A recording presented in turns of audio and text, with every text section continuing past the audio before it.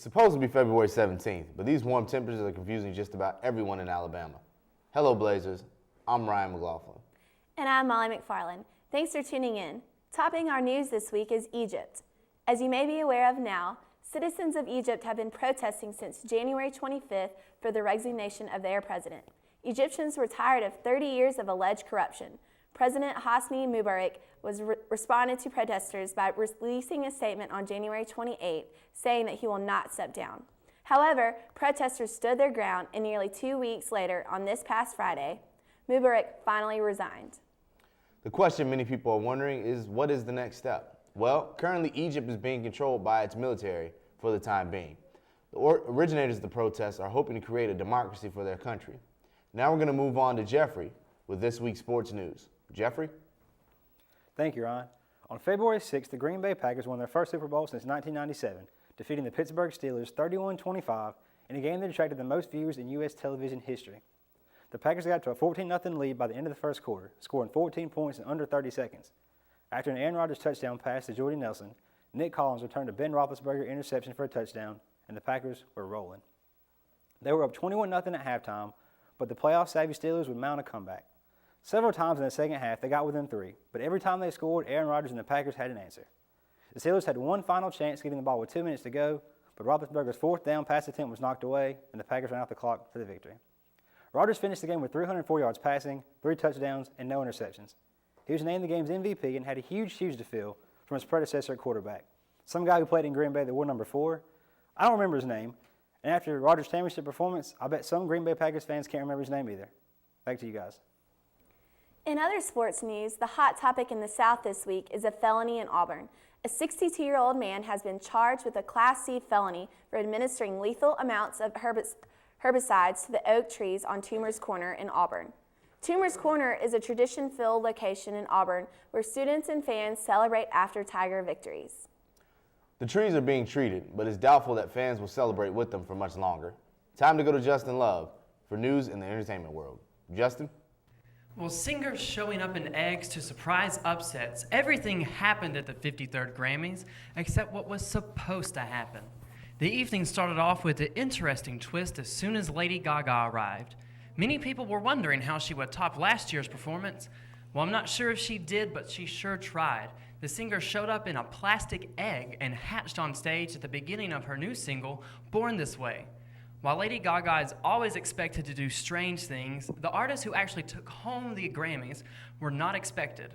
Little-known jazz singer Esperanza Spalding beat out Drake, Florence and the Machine, Mumford & Sons, and Justin Bieber to take home the Best New Artist Award.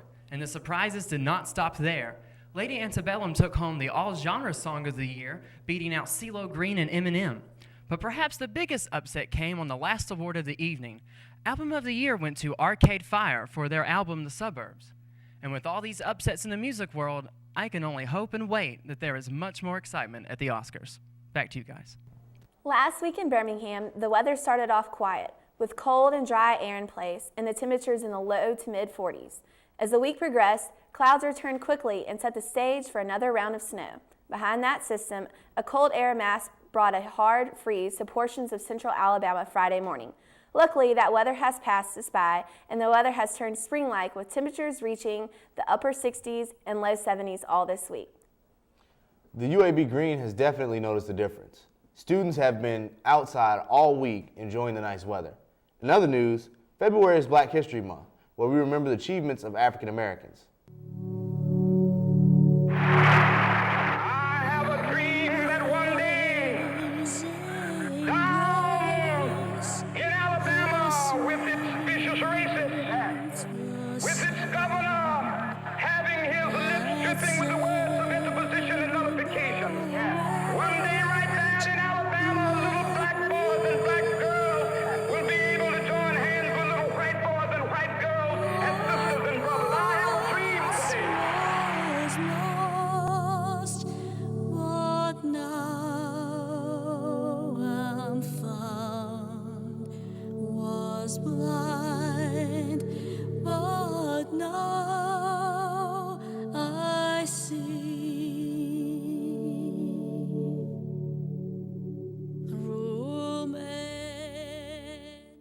Students can celebrate in many ways on campus. The events are listed on Facebook or room 136 in the HUC.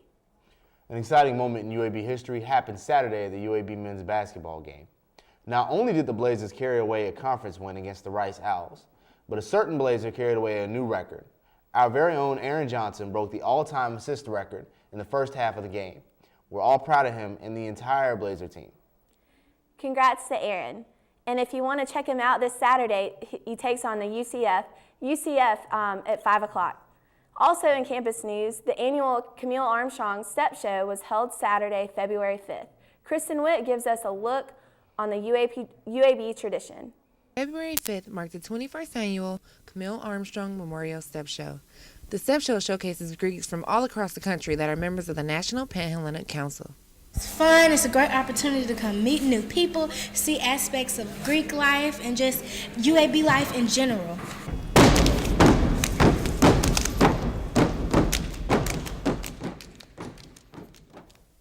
Camille served as a member of the Iota Lambda chapter of Delta Sigma Theta Sorority Incorporated here at UAB.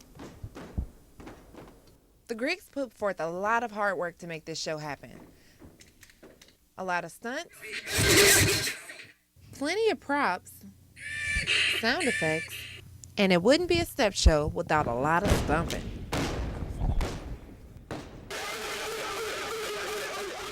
Besides all the fun that the Greeks have, the committee actually has a lot of fun too.